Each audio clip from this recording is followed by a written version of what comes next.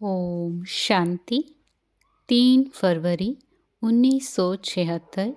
बाबा के अव्यक्त मधुर महावाक्य। मुरली का टाइटल है धर्म और कर्म का कंबाइंड रूप।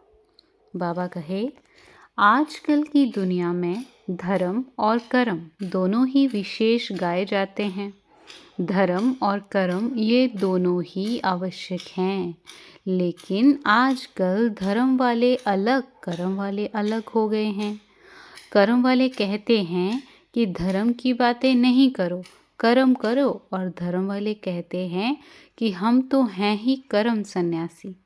लेकिन संगम पर ब्राह्मण धर्म और कर्म को कंबाइंड करते हैं, तो सारे दिन में धर्म और कर्म कंबाइंड रूप में रहते हैं। धर्म का अर्थ है दिव्य गुण धारण करना। सब प्रकार की धारणाएं, ज्ञान स्वरूप की, दिव्य गुणों की व याद स्वरूप की धारणा, कोई भी धारणा उसको धर्म कहते हैं। तो सारे दिन में चाहे कैसी भी जिम्मेवारी का कर्म हो, स्थूल कर्म हो, साधारण कर्म हो या बुद्धि लगाने का कर्म हो, लेकिन हर कर्म में धारणा अर्थात कर्म और धर्म कंबाइंड रहता है। मेजॉरिटी की रिजल्ट क्या है? वैसे कहावत है कि एक मयान में 2 तलवारें नहीं रह सकती, अथवा एक हाथ में 2 लड्डू नहीं आते। लेकिन संगम पर असंभव बात भी संभव हो जाती है। यहाँ एक ही समय पर दोनों बातें साथ साथ हैं। धर्म भी हो और कर्म भी हो, इसका ही अभ्यास सिखलाते हैं। तो संगम युग विशेष युग है। इसलिए विशेष है क्योंकि जो विशेषताएं और युगों में नहीं हो सकती, वह सब विशेषताएं संगम पर होती हैं। इसलिए इसको विशेष युग कहते हैं। तो जो इस बात के कंबाइंड रूप में अभ्यासी हैं, वही कंबाइंड रूप संगम का बाप और बच्चा और प्रारब्ध का श्री लक्ष्मी और श्री नारायण, इन दोनों के कंबाइंड रूप के अनुभवी बन सकते हैं। वह अधिकारी बन सकते हैं। तो दोनों ही साथ साथ रहते हैं। मेजॉरिटी का रहता है अथवा नहीं, क्या रिजल्ट समझते हो?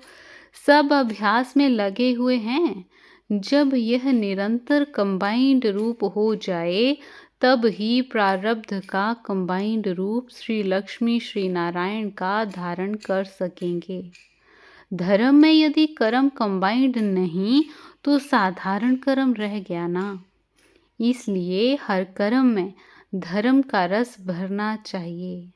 यह चेक करना पड़े कि धर्म और कर्म दोनों साथ हैं, अथवा धर्म को किनारे कर कर्म कर रहे हैं, अथवा धर्म के समय कर्म को किनारे तो नहीं कर देते हैं। यह भी निवृत्ति हो गई। जैसे निवृत्ति मार्ग में अकेले हैं, प्रवृत्ति अथवा कंबाइंड, तो जबकि आदि पाठ से कंबाइंड है, प्रवृत्ति वाले हैं, तो पुरुषार्थ में भी प्रवृत्ति का पुरुषार्थ हो। निवृत्ति मार्ग का ना हो, अर्थात अकेला ना हो। जैसे वह छोड़कर किनारा कर चले जाते हैं, इसी रीति धर्म को छोड़ कर्म में लग गए, यह भी निवृत्ति मार्ग हो गया। तो सदा प्रवृत्ति मार्ग रहे।